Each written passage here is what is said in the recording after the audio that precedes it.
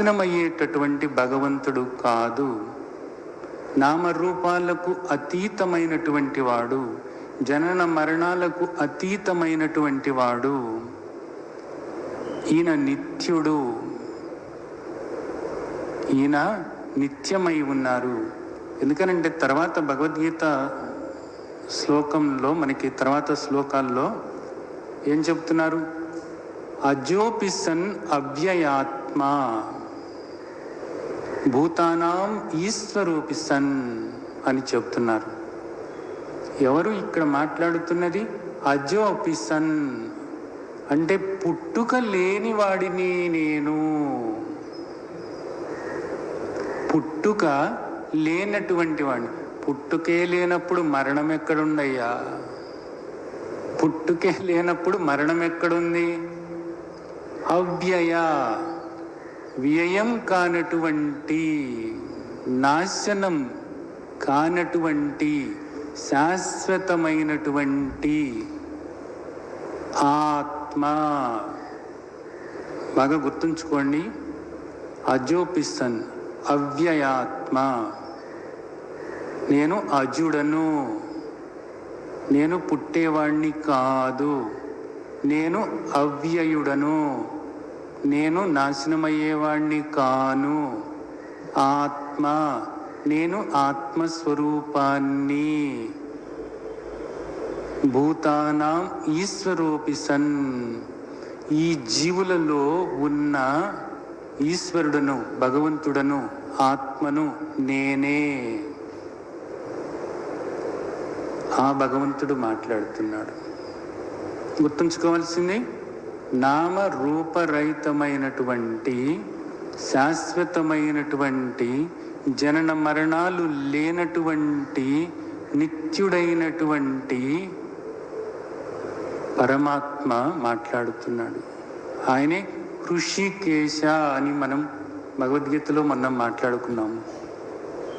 అన్ని జీవులలోనూ ఉండి ఈ ఇంద్రియాలకు చైతన్యాన్ని అందిస్తున్నటువంటి ఆత్మ. అజోపిసన్, అవ్యయ ఆత్మ. బాగా గుర్తుంచుకోండి, లోపలికి వెళ్ళిపోవాలి ముక్కలు. ఆ ఆత్మ మాట్లాడుతుంది, ఆ అంతర్యామి మాట్లాడుతున్నారు. ఏమని మాట్లాడుతున్నారు? నత్వే వాహం జాతునాసం నత్వం నేమే జనాధిపా నశైవ న భవిష్యామః సర్వే వయమతః పరం. ఓ గొప్ప విషయం అన్నమాట ఇది. ఏం చెప్తున్నారు? ఓ అర్జున,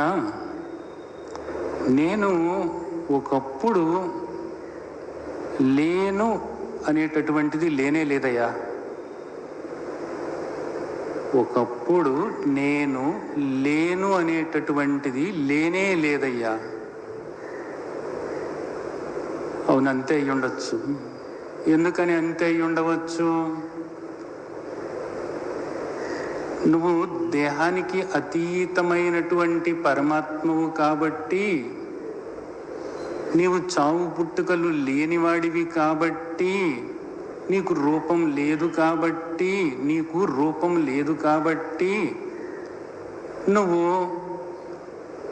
ఇంతకు ముందు కూడా ఉండే ఉంటావు. నీకు రూపం లేదు కదా, నువ్వు పరమాత్మవు కదా, అందుకని ఇంతకు ముందు ఉండే ఉంటావు. మంచిదే, నాకు అర్థమైంది అది. ఆ తర్వాత ఆయన ఏమంటున్నాడు? అలాగే ఇంతకు ముందు నీవు లేవు అనేటటువంటిది కూడా లేనే లేదు. నా గురించి చెబుతున్నారు. ఏమని చెబుతున్నారు? ఇంతకు ముందు కూడా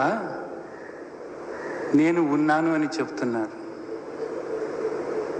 ఇంతకు ముందు కూడా నేను ఉన్నాను అని చెప్తున్నారు. ఇంకొక మాట మాట్లాడుతున్నారు. ఏం మాట మాట్లాడుతున్నారు? ఇదిగో చూడు, ఈ రాజులున్నారే, ఈ రాజులు కూడా ఇంతకు ముందు లేరు అనేటటువంటిది లేనే లేదు. అంటే ఈ రాజులు కూడా ఇంతకు ముందు ఉన్నారు. అంటే ఇప్పుడు ఏంటి, పరమాత్మ ఇంతకు ముందు ఉన్నారు, అలాగే నేను ఇంతకు ముందు ఉన్నాను, ఇప్పుడు నా వాళ్ళందరూ కూడా ఇంతకు ముందు ఉన్నారు. చాలా సంతోషమైనటువంటి విషయం. ఇంకొక మాట చెబుతున్నారు ఇప్పుడు. ఏం మాట చెబుతున్నారు? ఇక మీదట కూడా మనందరము, నేను, నువ్వు, ఇదిగో వీళ్ళు, మనందరము ఇక మీదట కూడా లేకపోవటము అన్నది లేనే లేదయ్యా. లేకపోవటము అన్నది లేనే లేదు. అంటే ఇక పై కూడా మనం ఉంటామన్నమాట. ఇక పై కూడా మనం ఉంటాం. ఇప్పుడు ఉన్నాము అన్నది మనకు తెలుస్తుంది.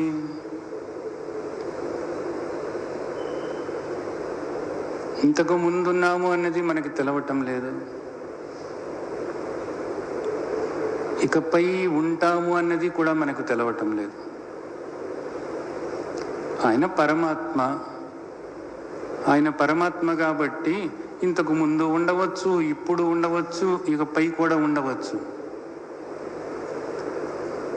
ఆయన పరమాత్మ కాబట్టి. నేను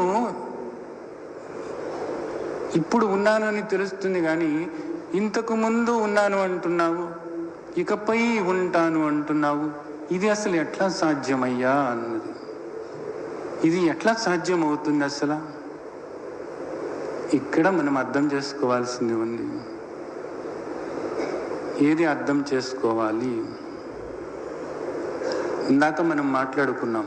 ఏది మాట్లాడుకున్నాము? నేను దేహము అని అనుకుంటున్నావా, లేక నేను జీవుడిని అనుకుంటున్నావా?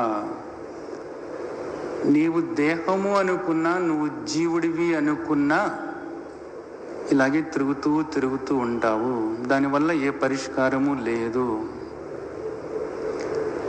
నేను దేహము కాదు, నేను జీవుణ్ణి కాదు, వీటికి అతీతంగా ఉన్నటువంటి ఆత్మస్వరూపాన్ని, అతీతంగా ఉన్నటువంటి ఆత్మస్వరూపాన్ని అని నీవు తెలుసుకున్నట్లయితే అప్పుడు నీకు దుఃఖం ఉండదు అని ఇందాక మనం మాట్లాడుకున్నాం. ఇప్పుడు అది నువ్వు గుర్తుంచుకో.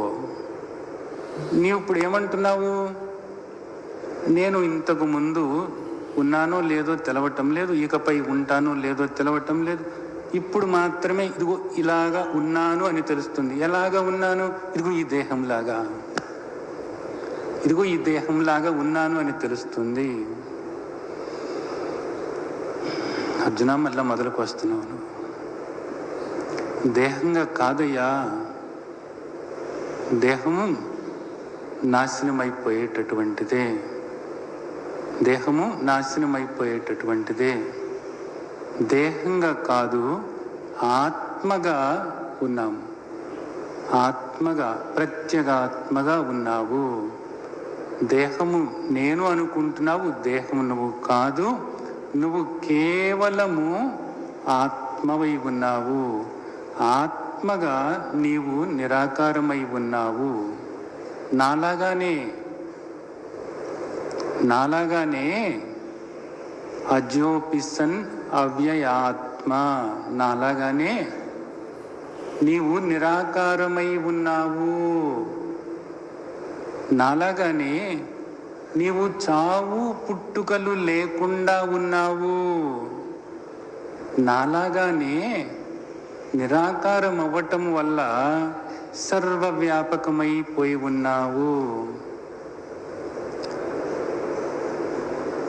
మరి తండ్రి పరమాత్మ, నేను, నీవు, ఈ రాజులు అని అంటున్నారు కదా, అంటే అట్లాగా నిరాకారంగా ఆత్మలుగా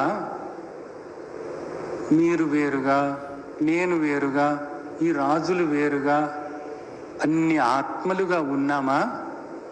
నిరాకారమే కదా ఆత్మ, నిరాకారమే కదా ఆత్మ.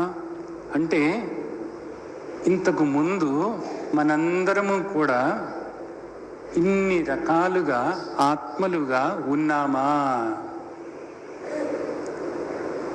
అర్జున, పిచ్చివాళ్ళలాగా మాట్లాడబాక. ఆత్మ నిరాకారము అన్నాను కదా. ఆత్మ నిరాకారము అన్నప్పుడు నిరాకారాలు ఎన్ని ఉంటాయి అనుకుంటున్నావు? నిరాకారాలు ఎన్ని ఉంటాయి అనుకుంటున్నావు?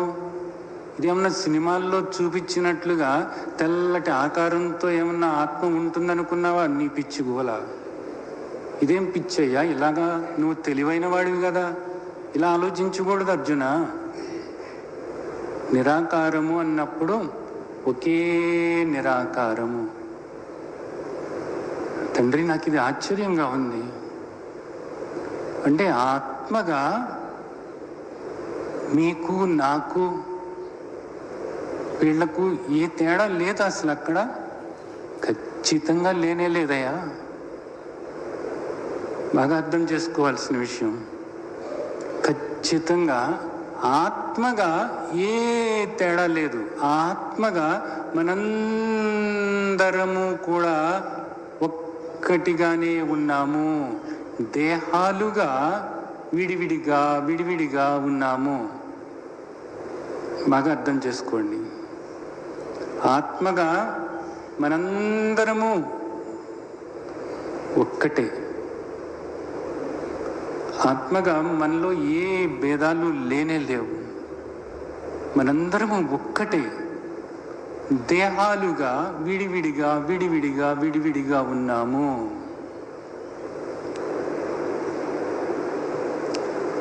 అర్థమైందా? ఇక్కడ ఒక ఉదాహరణ చూద్దాం.